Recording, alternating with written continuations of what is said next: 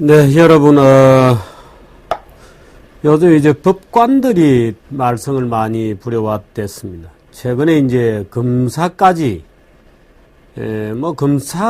검사들이 비리도 뭐 굉장히 많았죠. 근데 이제 검사들이 비리는 자기들끼리 되게 시시하고 잘 알려지지도 않고, 최근에 이제 검사가 백주의 검사실에서 어떤, 여성 피해자, 뭐 사기 혐의였다 그러죠. 여성 피해자를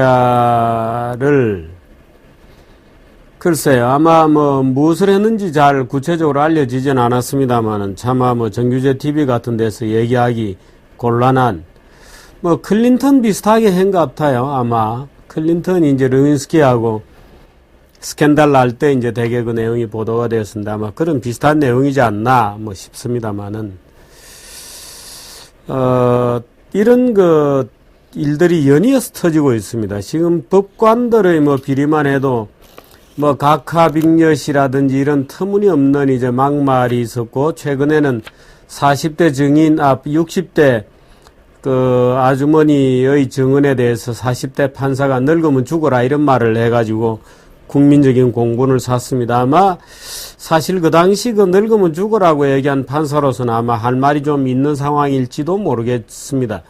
우리나라는 이 거짓말 범죄가 워낙 많기 때문에 예를 들어서 위정, 무고, 사기, 법정에서 천연덕스럽게 거짓말하는 사람들이 너무 많아서 판사들이 아주 죽을 지경이죠. 그래서 아마 그 40대의 젊은, 비교적 젊은 판사가 60대 아주머니가 글쎄요, 뭐 어떤 얘기 끝에 그런 얘기가 나왔는지는 모르겠습니다만은 막 여러 가지 상황이 있지 않나. 그래서 실제로 판사 해먹기도 굉장히 어렵습니다. 사건은 밀려들고 그야말로 뭐 그렇다고 권력을 내놓기는 싫고 판사수를 늘리면 아마도 몸값이 떨어진다고 생각하겠죠. 그건 의사들도 마찬가지입니다. 그러니까 아주 경무에 시달리면서도 판사 숫자를 늘리자 그럼 또 판사들이 반대해요.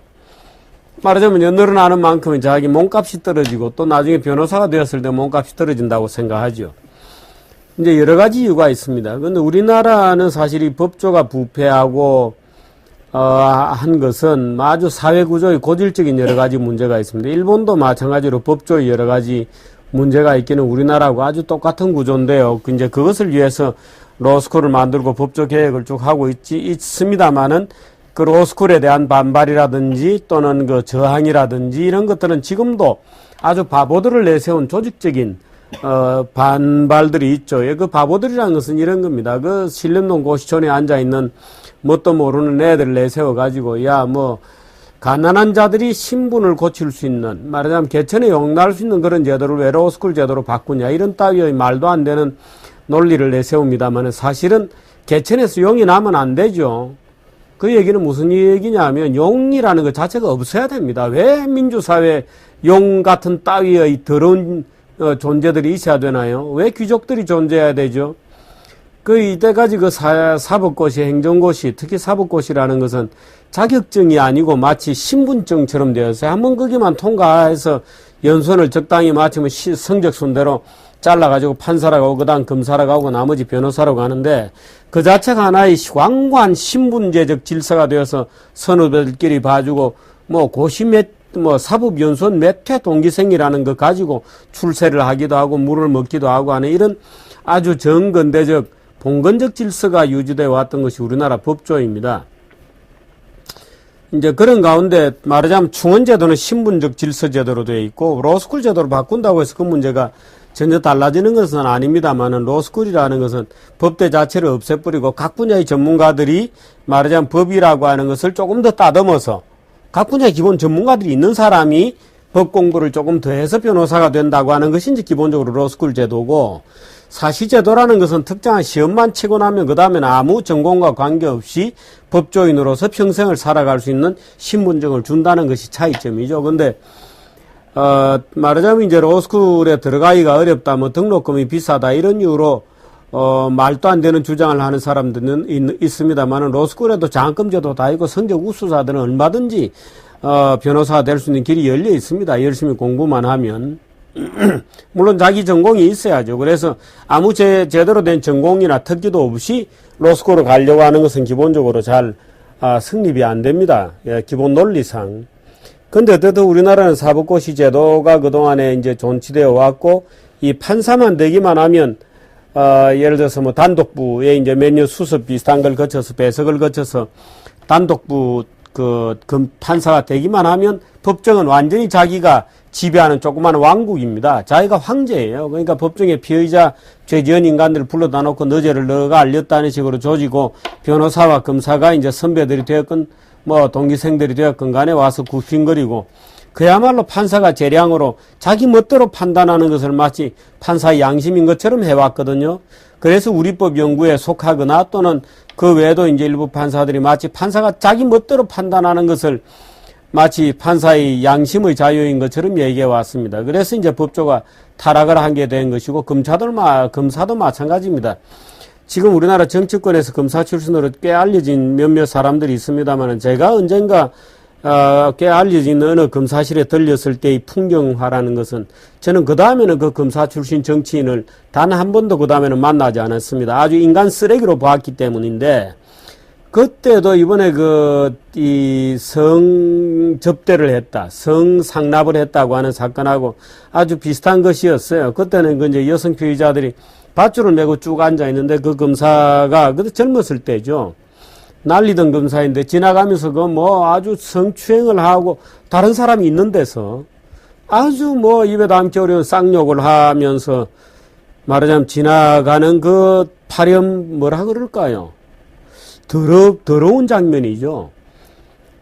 그런 쓰레기통 같은 풍경을 보면서 제가 아주 충격을 받았던 적이 있는데 이번 사건도 그와 유사한 연장선상에서 일어난 거라고 봐야 되겠죠, 아마. 왜? 검사가 기소 독점이라고 하는 절대 권력을 가지고 있습니다. 그러니까 잡범들의 입장에서 볼 때는 검사라는 것은 그 자체로 염라대왕인 겁니다.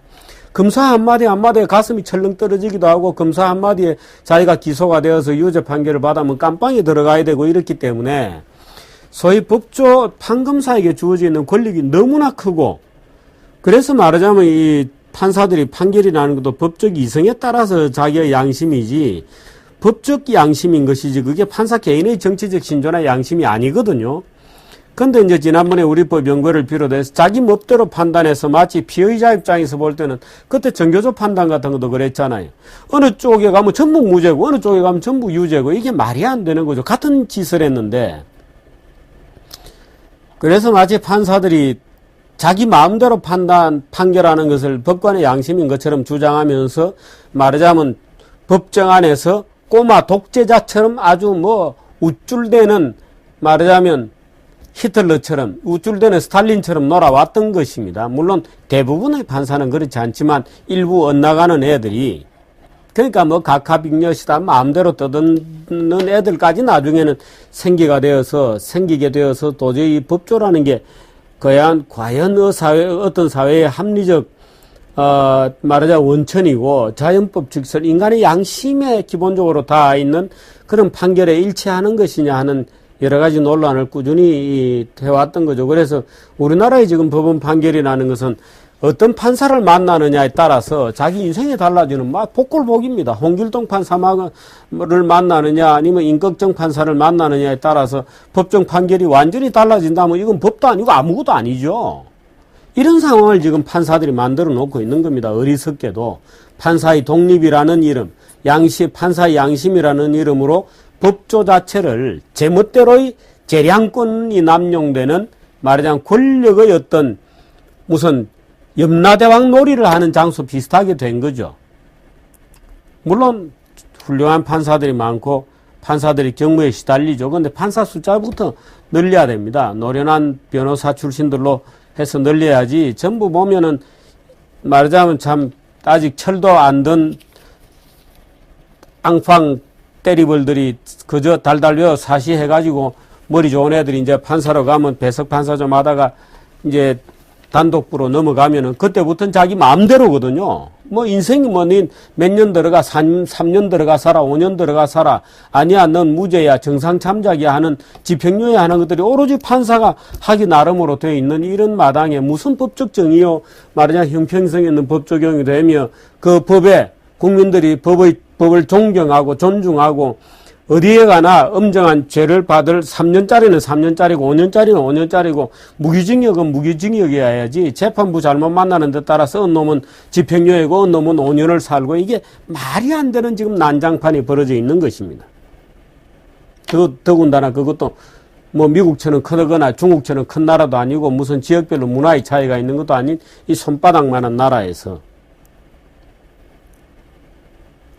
검사들도 마찬가지입니다. 검사 이제 기소를 독점하다 보니까 완전히 자기 마음대로죠. 뭐 털면 나와 이런 식의 인생관을 가지고 있습니다. 털면 나와 인간은 다 행편없는 존재야. 그냥 말 그대로 거칠기 짝이 없고 그런 인간성을 함양하게 되죠. 그래서 저는 주위에 제가 제 아이들은 다행히도 그런 쪽의 전공을 택하지 않고 있습니다만 저는 주변에 머리 좋아서 옛날에 법대를 보낸다, 어떻게 한다는 부모들을 만나면 꼭 말렸었어요. 법조를 왜 보내십니까? 그건 인간의 말하자면 종착역이다, 그게는. 온갖 종류의 인간 쓰레기들이 넘쳐나는데 차라리 예를 들어서 우리가 길거리를 깨끗하게 하는 청소보다 그건 차라리 낫죠. 근데 법조라는 것이 인간 쓰레기들이 모이는 것이고 죄 지은 놈이죠. 그 왜 자기 귀중한 자식을 알토란처럼 키워가지고 잘하면 물론 판사는 되겠죠. 근데 판사가 되면 뭐합니까? 판사라는 게 평생 죄 지은 애들 불러다가 너 죄 지었지, 실직고 하라, 너 5년 징역 들어가 있어, 너 무기징역이야, 맨날 살인자들 이런 애들 불러다가 너 죄 지었어 안 지었어? 그거 지었다. 그것도 위험하기 짝이 없는 판단이죠. 아닐 수도 있기 때문에. 그런 애들, 너 징역 20년이 하고 때려서 집어넣고 하는 그런 일은 참 전생에 죄를 지은 사람들이 하는 일이죠. 말하자면 이승에서 저승사자 역할을 하는 거잖아요. 그래서 자기 자식을 이쁘게 키운 자기 자식은 법조를 보내면 안 됩니다 하고 저는 늘 말리고 다녔습니다만은 그래도 우리나라 사람들은 권력만 있으면 너무 좋아해요. 권력을.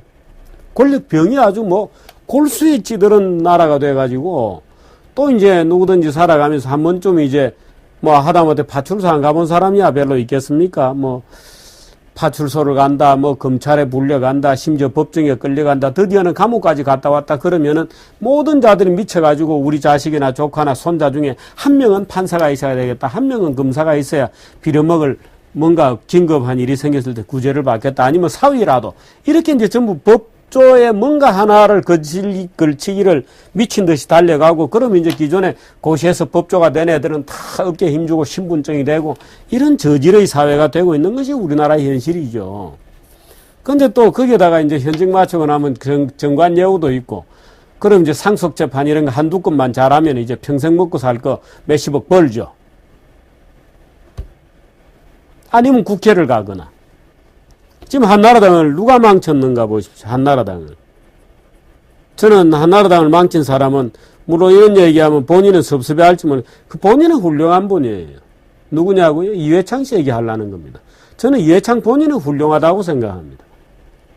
그러나 보세요. 이회창 씨가 한나라당의 당대표가 되고 난 이후에 법조 출신들이 무척이나 들어왔잖아요. 원희룡, 나경원, 안상수는 그전부터 했는지 모르겠습니다만은 홍준표, 민주당도 마찬가지죠. 천정배, 노무현도 변호사 법조 출신이고, 지금 문재인도 법조 출신이잖아요. 온 정치권이 법조 출신들이 들어와서 다 망쳐놓고 있는 겁니다. 안상수 망언, 천정배 망언, 망언 시리즈로 따지면 이루 말할 수 없는 망언 시리즈들이 있잖아요. 지금 온갖 법을 마음대로 기계가 무슨 아베 신조가 돈을 프린트 기계를 빨리 돌려서 돈을 빨리 찍어내는 게 일본 경제를 살리는 비결이다 하고 떠들고 다니다지만 지금 우리나라의 국회라는 것은 법을 마치 도장 찍어내듯이 찍어내고 있어요. 돈 찍어내듯이. 아베 신조가 돈 찍어내듯이 우리나라 지금 국회는 법을 찍어내고 있습니다. 그게 다 이 법조당들 덕분이죠. 그 16대, 17대, 18대로 올수록 법조 출신들이 계속 늘어났어요. 왜? 자기 후배들 자꾸 끌어오니까. 그 판검사 마치고 어디 가서 나무 상속재판에서 떼부자가 되거나, 물론 훌륭한 분들도 많습니다. 제가 지금 지탄하는 것은 직업 그 자체라기보다는 그 직업을 등에 업고 말하자면 흙탕물을 튀기는 그 흙탕물에 대해서 얘기하고 있기 때문에 실제로 제가 아는 분들만 해도 법조에는 훌륭한 분들이 많죠. 그 시류에 흔들리지 않고 그야말로 치열하게 공부하고 치열하게 고뇌하는 가운데 좋은 판결을 만들어내는 훌륭한 법조인들이 많이 있습니다.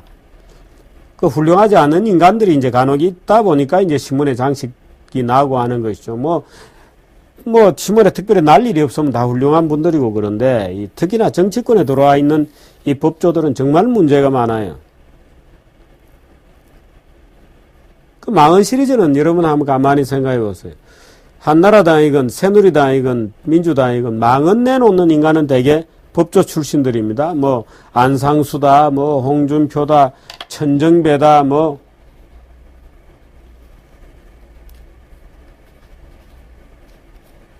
그렇습니다. 그다 이회창 당대표 때 시작된 것인지 하는 의심을 저는 갖고 있습니다만은 지금 그 김영삼, 김대중 정부 들어오면서부터 이제 이 법안이 많이 생기기 시작했습니다. 그 김대중 때 김영삼의 2배, 노무현 때 김대중 정부의 아마 3배 정도, 그 다음에 이명박 정부 들어서 드디어 국회에 발의된 국회의원들이 발의한 건수가 10,000건이 넘었습니다. 아마 그때 제가 언젠가 정규제 TV에 한번 했습니다만 10,000수천 건의 입법안이 발의가 되었습니다. 10,000수천 건 생각이나 해보십시오. 10,000수천 건의 법안이 만들어졌다고 하면 물론 이 중에서 실제로 법이 된 것은 일부분만 됩니다. 그런데 법안 자체가 워낙 발의가 많이 되기 때문에 법안이 통과되어서 입법이 실제로 법이 되는 거는 굉장히 떨어졌어요. 예를 들어서 김영삼 정부 때 아마 50% 정도 되었는데 그게 이명박 정부 들어서는 20%가 안 되었습니다. 말하자면 법안으로 확정되어서 채택되는 비율이. 그러나 숫자 자체가 워낙 발의되는 건수가 많기 때문에 만들어지는 법 자체도 기하급수적으로는 불어나고 있습니다. 예를 들면 지금 그 19대 국회가 구성된 지 불과 6개월 됐잖아요.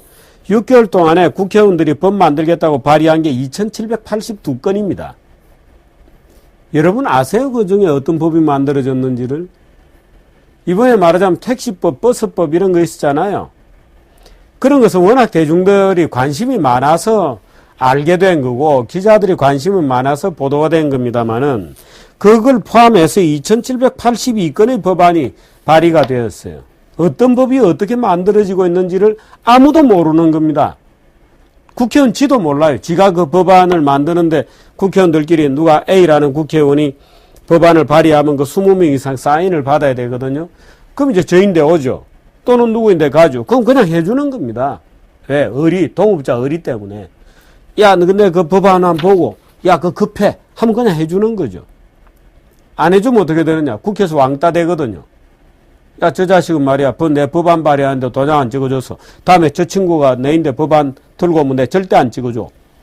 그러니까 이제 국회의원들이 서로 그냥 적당히 들고 오면 서로 뭔지도 모르고 사인해주고 그렇게 해서 이제 발의 요건을 충족한 다음에 내고 나면 그 법안이 어쩌다가 연말에 우여곡절 끝에 무더기 통과될 때 통과되는 겁니다. 그런데 사인해준 국회의원이 그 법안을 발의했던 국회의원이 어떤 법이 통과됐는지를 몰라요. 그렇게 법이 만들어지고 있습니다. 법에 대한 국회는 법을 만드는 것이다 아닙니다. 국회만 법을 만들 수 있다는 거지 국회는 법을 만드는 기관이 아닙니다.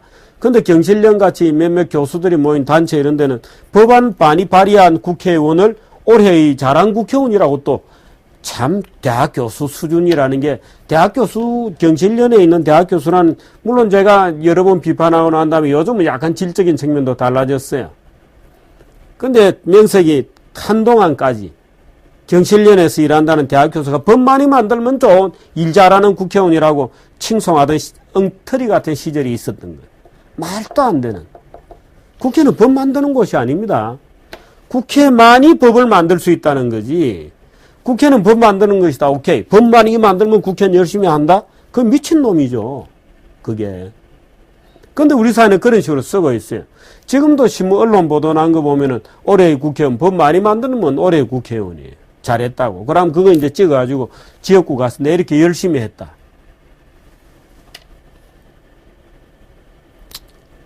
법조 얘기하다가 국회 법조까지 왔는데요. 그 다음 두 번째 문제가 법은 사회적 합의라고 하는 오해죠. 법은 사회적 합의가 아닙니다. 말은 사회적 합의라고 합니다만은 또 소통 이런 얘기 하잖아요. 소통, 여러분은 정규제 TV에 있는 분들은 소통이란 예비를 입에 안 담도록 노력을 좀 해주십사는 것이 저희 또 부탁의 하나입니다. 소통이라고 우리 사회에서 늘 강조하는 인간들 중에 제대로 소통하는 인간을 저는 본 적이 없습니다. 자기 주장을 받아들여주면 소통이라 그래요. 논리적으로 자기 주장이 틀렸다는 게 아무리 입증이 되고 자기 주장이 잘못된 사실에 기반하고 있다는 것이 아무리 드러나도 절대로 자기 주장을 포기하지 않아요. 자기 주장을 들어주면 그걸 소통이라 그래요. 그게 무슨 소통이에요? 이번에 안철수도 보세요. 안철수 단일화 한다고 그렇게 떠들었잖아요. 그러니까 안철수가 단일화를 위해서 노력을 했나요? 안 했다는 게 막판에 드러났죠. 전혀 안 했다는 게. 자기로 되면은 단일화고, 자기가 아니면 단일화가 아닌 겁니다. 자기로 되면 단일화예요. 자기로 안 될 것 같으면 미리 아예 던져버리잖아요. 사퇴해버려요. 그 단일화 된 거 아니죠. 근데 또 단일화 거부했다고 똥바가지를 뒤집어 쓰기 싫으니까 단일 후보는 문재인입니다 하고 이제 레토릭을 쓰면서 도망갔죠. 정말 비열한 인간이죠. 그 단일화도 아니고. 그 지로 되면 단일화예요. 그 지주장이 되면 소통이라 그래요. 그래서 법은 사회적 합의라고 생각하는 오류.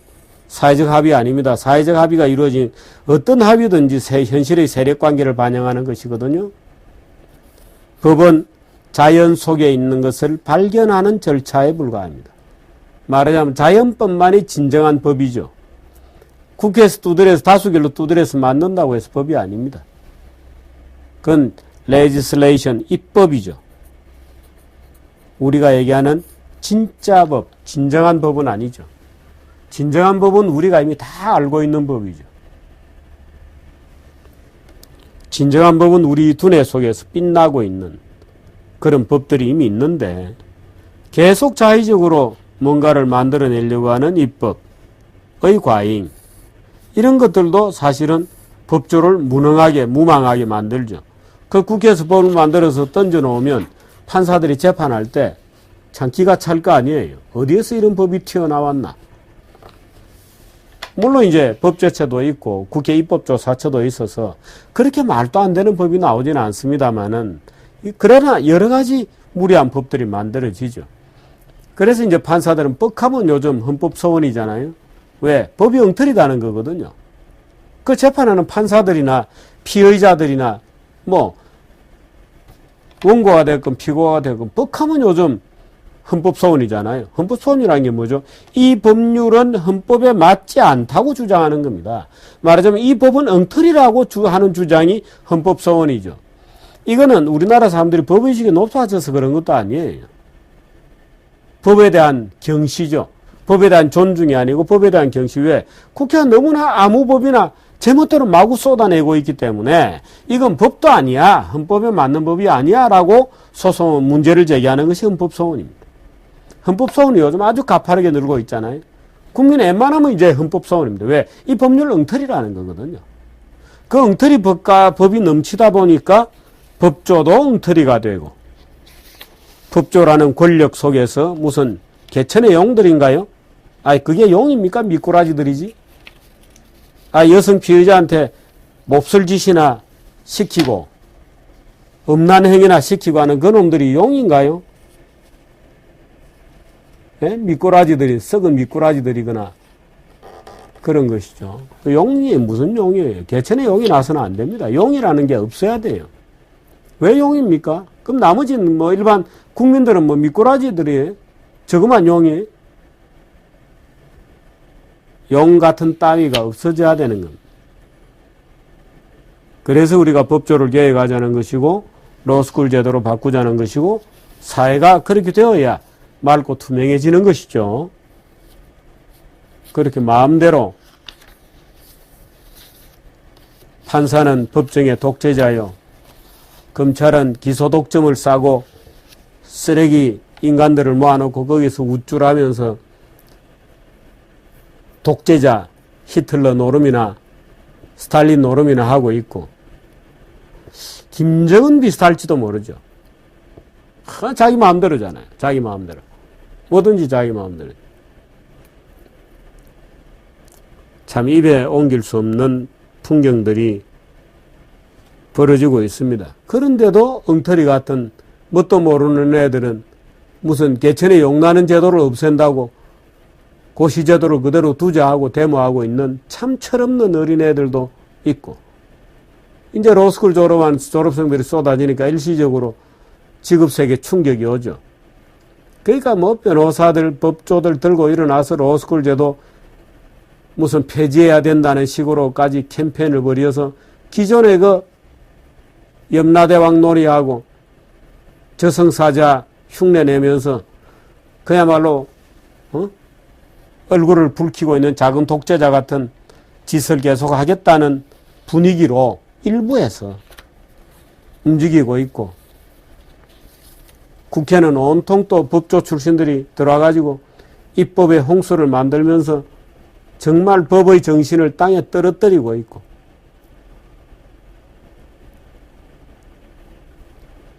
법조라는 게 별로 좋은 직업이 아닙니다. 그게 이혼소송을 전문으로 이혼소송을 맡게 된 제 후배 부장판사 출신 한 친구가 이혼소송을 하면서 변호사를 때리치우고 싶다고 저인데 참 하소연을 해왔었어요. 인간의 젊은 부부의 그 내밀한 비밀까지 다 파헤쳐서 상대를 제압하기 위한 증거자료로 수집하는 참 일련의 과정이라는 게 평생을 그래도 올고전 판사로 부장판사까지 지내고 개업한 어떤 변호사가 직면한 참 인생에 대한 회의죠. 그래서 부모가 왜 그런 걸 시키나요? 자기 자식을 찌꼬리만한 권력을 부모가 나눠 가질 부모의 방패막이인가요? 부모의 방패막이를 사기 위해서 자식을 법조를 시키나요? 물론 법조는 바로 그것 때문에 소명의식이 없이는 할 수 없는 겁니다. 소명의식이 없이는. 단순히 그것이 출세의 수단이거나 신분증이어서는 안 되죠. 소명의식이 없이는 할 수 없는 일이 바로 그 법조이거든요. 왜? 더러운 일이기 때문에. 손에 피를 묻히는 일이잖아요. 너 검찰들 마찬가지죠. 너 5년 들어가 있어. 범인을 잡아다가 사회를 맑고 깨끗하게 만들기 위해서 정말 희생하는 높은 직업적 사명감이 필요한 직업이 바로 법조인데, 그 법조가 지금 제 맛을 잃고 소금이 제 맛을 잃어버렸죠. 그래서 검찰이 자기 사무실의 여성 피의자를 불러다 무슨 짓을 했는지, 판사들의 막말 사태가 이어지는 이런 지경까지 우리나라 법조가 또 법조 출신 정치인들이 타락하고 있습니다.